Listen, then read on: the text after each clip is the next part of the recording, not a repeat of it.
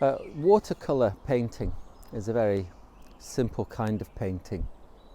You just have pigment and water and paper and a brush, and it's very simple. You can put it in your bag, you can take it with you anywhere. It dries very fast, and it looks very simple, but that hides what can be some fairly complicated issues. The first issue that you have to deal with is that your white is the paper. You don't generally, some people have a little bit of white in a tube, but to get the brightest pictures and the most beautiful pictures, you don't add white paint. What you do is you thin the colours. And one of the technical issues you have to deal with is that if you want to paint something with depth, you've got to do what's called negative painting.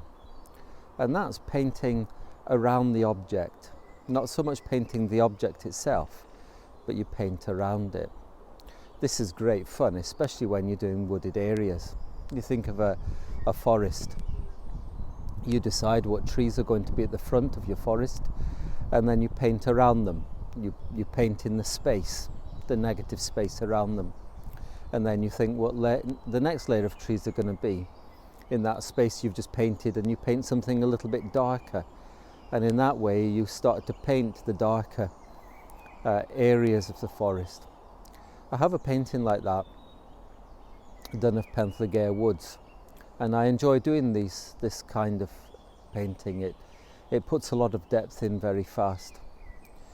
We went for a walk, the dog and myself, up into a Forestry Commission land, and we went on a track that took us into the woods, which is very disconcerting because you soon lose track of the direction you're heading in.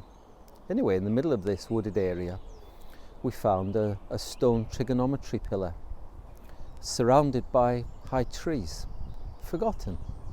And it struck me that this boundary marker had been forgotten. I wondered who had last seen it, how often it had been seen. It was just there, just hidden in the mists of time. It will reappear, I guess, one day when they cut the trees down, but for now, there's no memory of it. How quickly things are forgotten. Places are forgotten, people's names are forgotten, and events are forgotten. When you go and you meet with family, you talk about events that are remembered only by you, and with the passing of those families, those events are forgotten. It makes me wonder, is everything forgotten? That's a thought, isn't it? The psalmist was wrestling with the same question.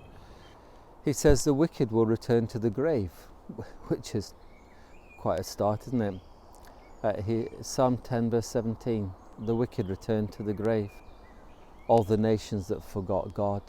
You know, some people have forgotten God deliberately, willfully. They don't want to ever remember. But the needy will not always be forgotten, nor the hope of the afflicted ever perish. Arise, O Lord, don't let man triumph. Let the nations be judged in your presence. Strike them with terror, O Lord. Let the nations know they are but men. He's thinking about this world in which he's living, where God is forgotten and people are mistreated, and it seems as if God has forgotten the needy. But he's not forgotten the needy. God forgets nothing. His memory is perfect, and that's a challenge to us and an encouragement. We have a God with a perfect memory, and nothing is forgotten. That's why we go to him and ask for forgiveness for the things that we've done. That's why we go to him when we need help. That's why we go to him when we feel alone. In that little picture of the woods, there's I painted in my dog, and that place that's forgotten, it will return. One day it will be remembered. We are remembered, and one day that'll become obvious. Well, from me and my little friend down by the river, All I can see is his tail. Oh, there's his head there. Have a good day. God bless.